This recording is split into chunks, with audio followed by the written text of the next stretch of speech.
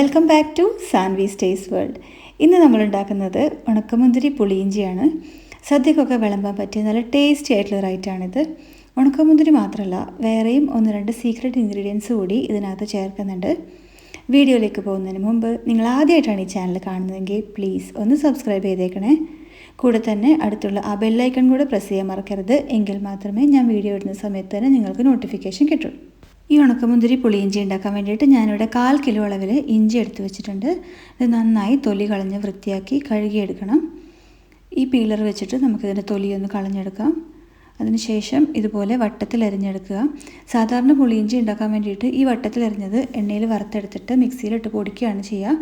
ഞാനിവിടെ ചെറിയ ചെറിയ കഷ്ണങ്ങളായിട്ട് അരിഞ്ഞെടുക്കുകയാണ് ചെയ്യുന്നത്.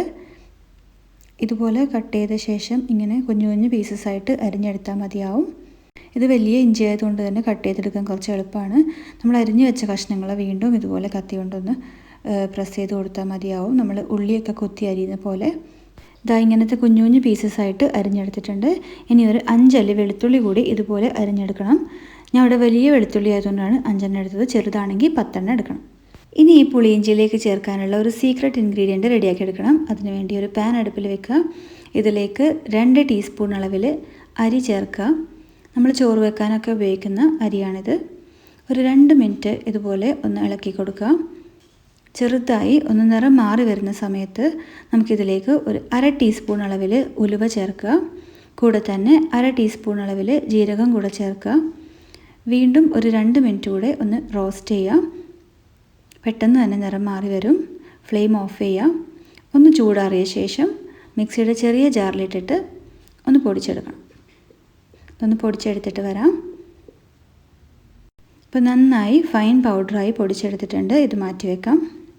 ഇനി നമുക്ക് പുളിയിഞ്ചി തയ്യാറാക്കാൻ വേണ്ടിയിട്ട് ഒരു മൺചട്ടി അടുപ്പിൽ വെക്കാം. ഇതിലേക്ക് ഒരു 4 ടേബിൾ സ്പൂൺ അളവിൽ വെളിച്ചെണ്ണ ഒഴിക്കുക. വെളിച്ചെണ്ണ തന്നെ ചേർക്കണം. വെളിച്ചെണ്ണയാണ് ഇതിൻ്റെ ടേസ്റ്റ്. എണ്ണയൊന്ന് ചൂടായി വരുന്ന സമയത്ത് നമ്മൾ അരിഞ്ഞു വെച്ചിരിക്കുന്ന ഇഞ്ചി ചേർക്കുക. ഒരുപാട് ഹൈ ഫ്ലെയിമിൽ വെക്കരുത്. ഒരു മീഡിയം ഫ്ലെയിമിലിട്ടിട്ട് നമ്മൾ തേങ്ങയൊക്കെ വറുത്തെടുക്കുന്ന പോലെ ഒന്ന് ഇളക്കിയെടുത്താൽ മതിയാവും. ഹൈ ഫ്ലെയിമിൽ വെക്കുകയാണെന്നുണ്ടെങ്കിൽ കൈവിടാതെ ഇളക്കണം. ഇപ്പോൾ ഒരു ഗോൾഡൻ ബ്രൗൺ കളറായി വരുന്നുണ്ട്. ഈ സമയത്ത് നമുക്ക് അരിഞ്ഞു വെച്ചിരിക്കുന്ന വെളുത്തുള്ളി കൂടി ഇതിലേക്ക് ചേർക്കാം. വെളുത്തുള്ളി ചേർത്തിട്ട് നന്നായി ഒന്നുകൂടി ഇളക്കി യോജിപ്പിക്കുക. ആ വെളുത്തുള്ളിയുടെ കൂടെ പച്ചമണം ഒന്ന് മാറി വരുന്ന സമയത്ത് നമുക്കൊരു 2 പച്ചമുളക് വട്ടത്തിലരിഞ്ഞത് കൂടെ ചേർക്കാം. വീണ്ടും നന്നായി ഇളക്കി യോജിപ്പിക്കുക. ഇനി ഇതിലേക്ക് നമുക്ക് 1 കപ്പ് അളവിൽ ഉണക്കമുന്തിരി ചേർക്കണം. ഇത് കഴുകി വൃത്തിയാക്കി വെച്ചിരിക്കുന്ന ഉണക്കമുന്തിരിയാണ്. ഏകദേശം 100 ഗ്രാം അളവിലുണ്ടാവും. ഉണക്കമുന്തിരി ചേർത്തിട്ട് വീണ്ടും ഒരു 2-3 മിനിറ്റ് സമയം ഇതുപോലെ തന്നെ ഒന്ന് ഇളക്കി കൊടുക്കുക. നമ്മളിതിലേക്ക് ഉപ്പ് ചേർത്തിട്ടില്ല. 1 ടീസ്പൂൺ അളവിൽ ഉപ്പ് ഈ സമയത്ത് ചേർക്കുകയാണ്. നന്നായി ഇളക്കി യോജിപ്പിക്കുക. ഇനി ഇതിലേക്ക് നമുക്ക് പുളിവെള്ളം ചേർക്കണം. ഒരു നാരങ്ങ വലിപ്പത്തിലുള്ള പുളി ഒരു 1/2 ഗ്ലാസ് വെള്ളത്തിൽ കുതിർത്ത് വെച്ചത് നന്നായി പിഴിഞ്ഞെടുത്ത് അരിച്ച് ഇതിലേക്ക് ചേർക്കുക. ഞാൻ അരിച്ച് വെച്ചിരുന്നതാണ്. അതുകൂടെ ചേർത്ത് നന്നായി ഒന്ന് ഇളക്കി യോജിപ്പിക്കുക. ഇനി നമുക്കിതിലേക്ക് ചേർക്കാനുള്ളത് മുളക് പൊടിയാണ്. ഞാനിവിടെ കാശ്മീരി മുളക് പൊടിയാണ് ചേർക്കുന്നത്. ഒരു 2 ടീസ്പൂൺ അളവിൽ കാശ്മീരി മുളക് പൊടി കൂടെ ചേർക്കുകയാണ്.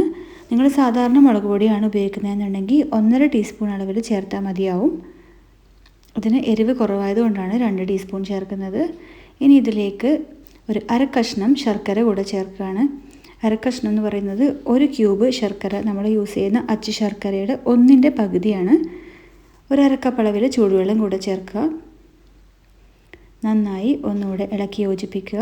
ഇനി നമ്മൾ നേരത്തെ വറുത്ത് പൊടിച്ച് വെച്ചിരിക്കുന്ന ഈ പൗഡർ കൂടെ ചേർക്കുക. നമ്മൾ അരിയും ഉലുവയും ജീരകവും കൂടെ വറുത്ത് പൊടിച്ചതാണ്. ഇതുകൂടെ ചേർത്ത് കഴിഞ്ഞാൽ ഒന്നുകൂടെ നന്നായി ഒന്ന് ഇളക്കി യോജിപ്പിച്ചെടുക്കുക. ഇനി ഇത് പെട്ടെന്ന് തന്നെ കുറുകി കിട്ടും. ഈ സമയത്ത് ഇതിലേക്ക് 1 ടീസ്പൂൺ കൂടെ ഉപ്പ് ചേർക്കുക.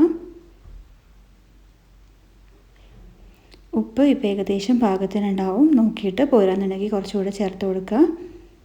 അപ്പോൾ നന്നായി കുറുകി വന്നിട്ടുണ്ട്. ഫ്ലെയിം ഓഫ് ചെയ്യാം. ഇനി ഇതങ്ങോട്ട് മാറ്റി വെച്ചിട്ട് നമുക്ക് കുറച്ച് കടുക് താളിക്കണം.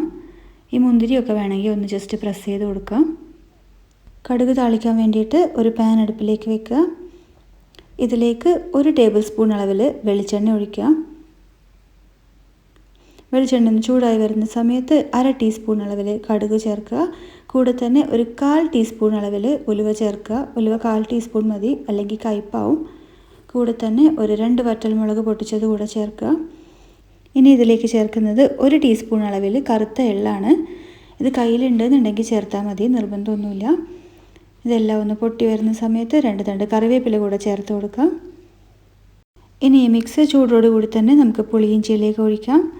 ഇത്രയേ ഉള്ളൂ, നമ്മുടെ പുളിയിഞ്ചി അടിപൊളിയായി റെഡിയായി വന്നിട്ടുണ്ട്. നന്നായി ഒന്ന് ഇളക്കി യോജിപ്പിക്കുക. ഈ പുളിയിഞ്ചി ഒരാഴ്ച വരെ കേടാവാതിരിക്കും. ഫ്രിഡ്ജിൽ വെക്കുകയാണെന്നുണ്ടെങ്കിൽ 2-3 ആഴ്ച വരെ നമുക്കിത് ഉപയോഗിക്കാം. എല്ലാവരും ഇത് ഉറപ്പായിട്ടും ഉണ്ടാക്കി നോക്കണം. അതെ, എല്ലാവരും ഉറപ്പായിട്ടും ഉണ്ടാക്കി നോക്കണം. റെസിപ്പി ഇഷ്ടപ്പെട്ടാൽ ലൈക്ക് ചെയ്യാനും ഷെയർ ചെയ്യാനും നമ്മുടെ ഈ ചാനൽ സബ്സ്ക്രൈബ് ചെയ്യാനും മറക്കരുത്. Thank you.